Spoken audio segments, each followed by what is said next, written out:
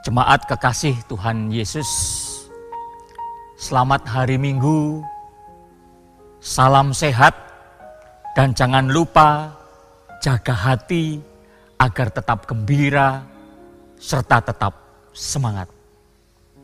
Karena kasih Tuhan akan senantiasa menyertai seluruh keluarga dimanapun berada.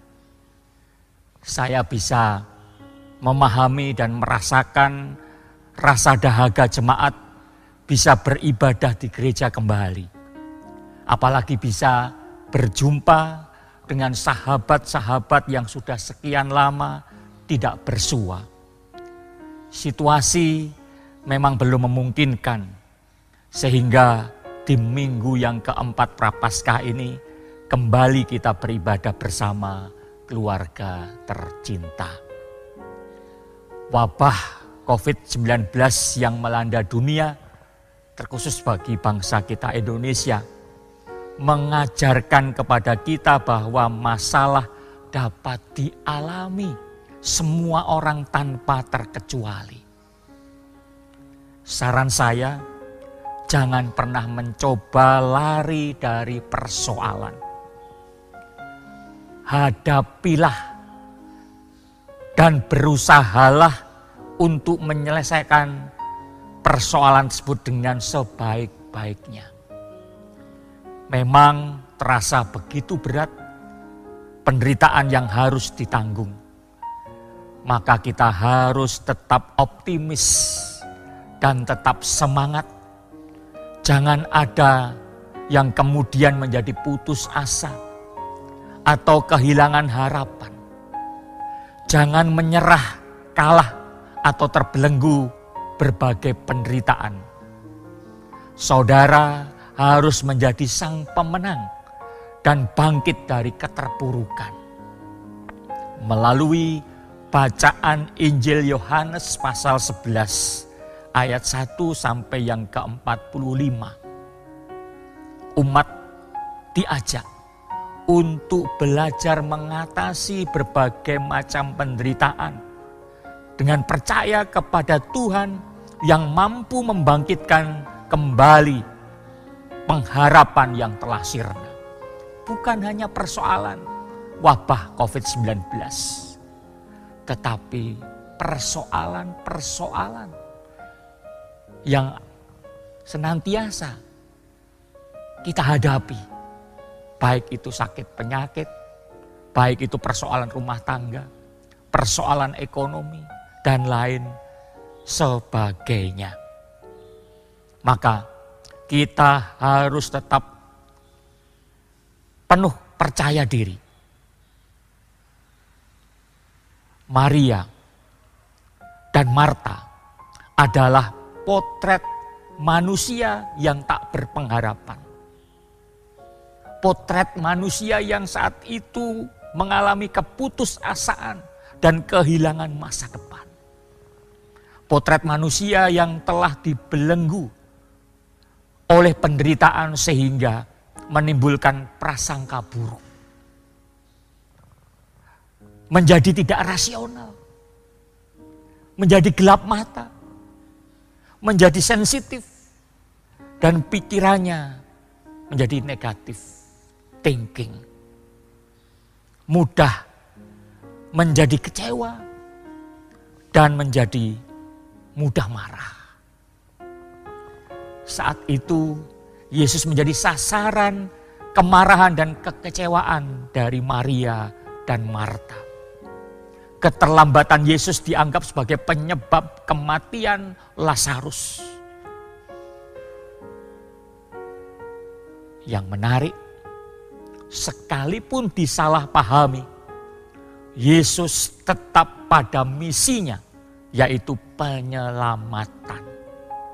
Yesus tetap hadir menyatakan kasih Allah melalui karyanya, menghidupkan Lazarus.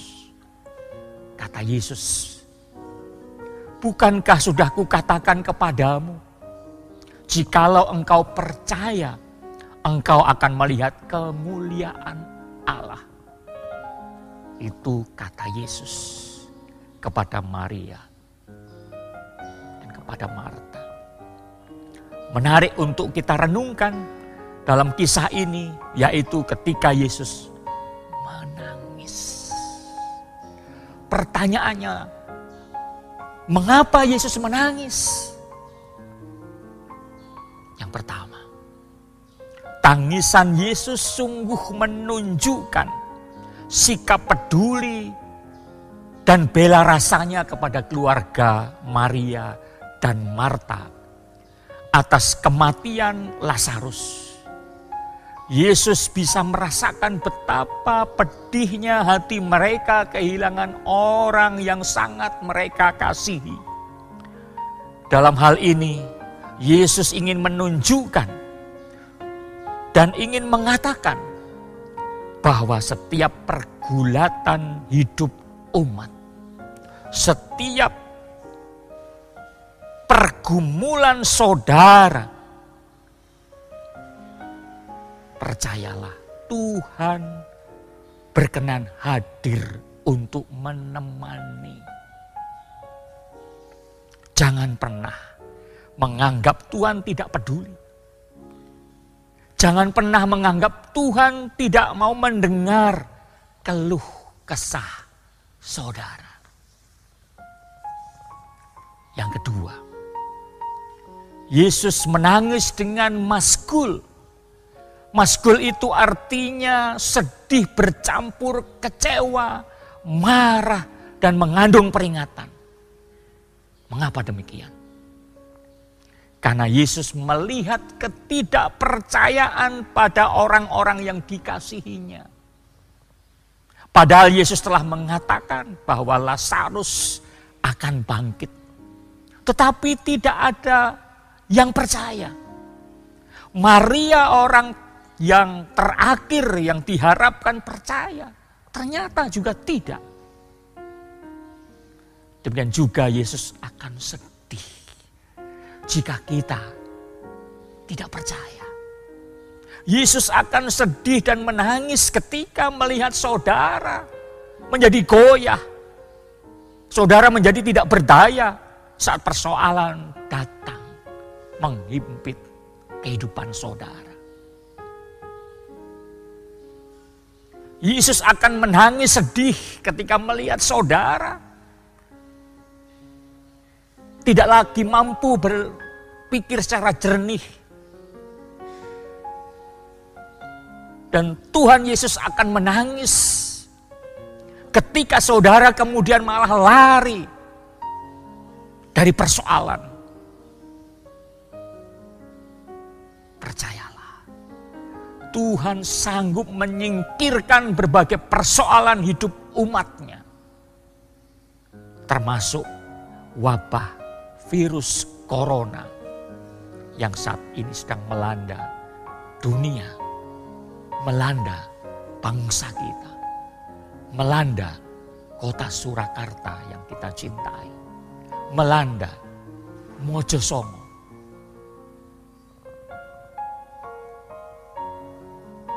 Percayalah bahwa badai pasti berlalu.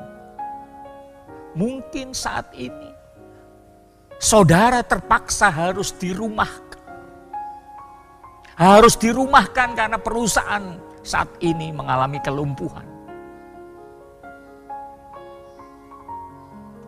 Mungkin pula usaha saudara saat ini terpaksa harus berhenti. Atau mungkin salah satu anggota keluarga, sahabat, saat ini sedang terpapar virus corona. Atau persoalan hidup saudara yang lain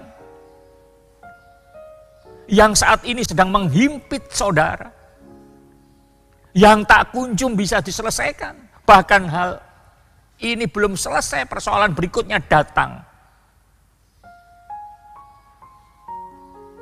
Jangan pernah kehilangan harapan. Jangan pernah menjadi putus asa. Jangan pernah kehilangan kepercayaan. Apalagi kemudian lari, menjauh dari Tuhan. Tuhan akan menangis. Tuhan akan sedih. Tetapi Tuhan akan tersenyum ketika saudara kemudian bangkit. Saudara kemudian gagah menghadapi persoalan tersebut. Karena Tuhan sedang bekerja. Yang ketiga, kematian Lazarus mengingatkan Yesus akan kematian kekal yang akan dialami manusia akibat dosa. Ini yang seringkali kita abaikan.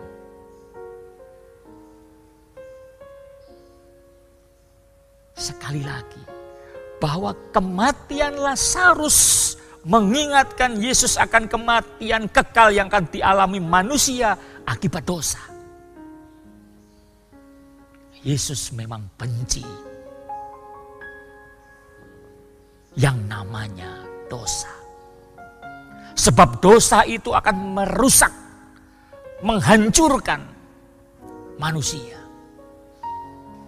Artinya, tangisan Yesus ini sebagai peringatan kepada saya, kepada saudara, kepada seluruh umat kekasihnya, agar jangan pernah jatuh dalam dosa. Jangan berani berbuat curang. Jangan pernah menipu siapapun saja. Menipu orang tua saudara, menipu suami saudara, menipu istri saudara, menipu sahabat saudara, menipu orang yang selama ini baik kepada saudara. Jangan pula membenci siapapun. Sekalipun saudara dibenci, jangan pernah membalas kebencian dengan kebencian. Dan jangan ada rasa dendam di antara kita. Demikian juga jangan pernah ada pengkhianatan terhadap orang-orang yang selama ini mengasihi kita, telah merawat kita. Dan jangan pula hidup saudara jatuh ke dalam kemunafikan. Hidup dalam kesandiwaraan rohani. Seakan-akan baik dan seakan-akan hidup saudara saleh. Padahal sesungguhnya tidak. Saudara-saudara yang terkasih di dalam Tuhan Yesus. Masihkah kita melakukan hal-hal yang membuat Yesus menangis? Ini kesempatan untuk bercermin di minggu Prapaskah yang keempat. Jika saudara menyadari dan masih melakukan sesuatu yang menyimpang, tinggalkan dan bertobatlah. Dan percayalah, Tuhan mampu membangkitkan. Tuhan mampu memulihkan. Dan Tuhan mampu menyelamatkan bangsa ini dari serangan virus corona. Dan mampu juga mengatasi setiap persoalan hidup saudara. Serumit dan seberat apapun. Sebab tangan Tuhan sedang merenda. Saatnya akan tiba. Saudara akan melihat pelangi kasih-Nya. Amin. Saudara-saudara, kembali saya akan menyanyikan sebuah lagu yang berjudul Pelangi Kasih-Nya. Atau seringkali kita juga menyebut tangan Tuhan sedang merenda.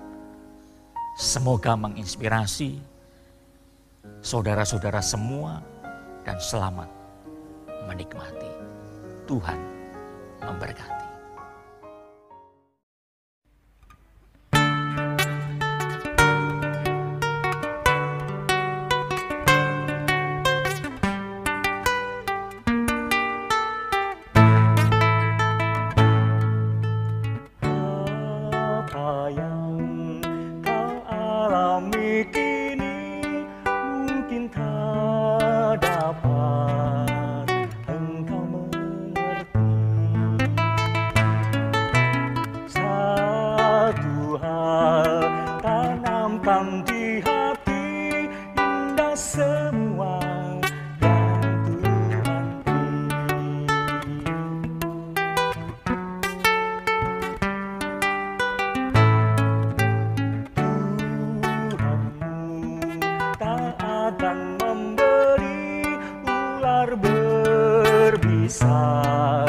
ada yang minta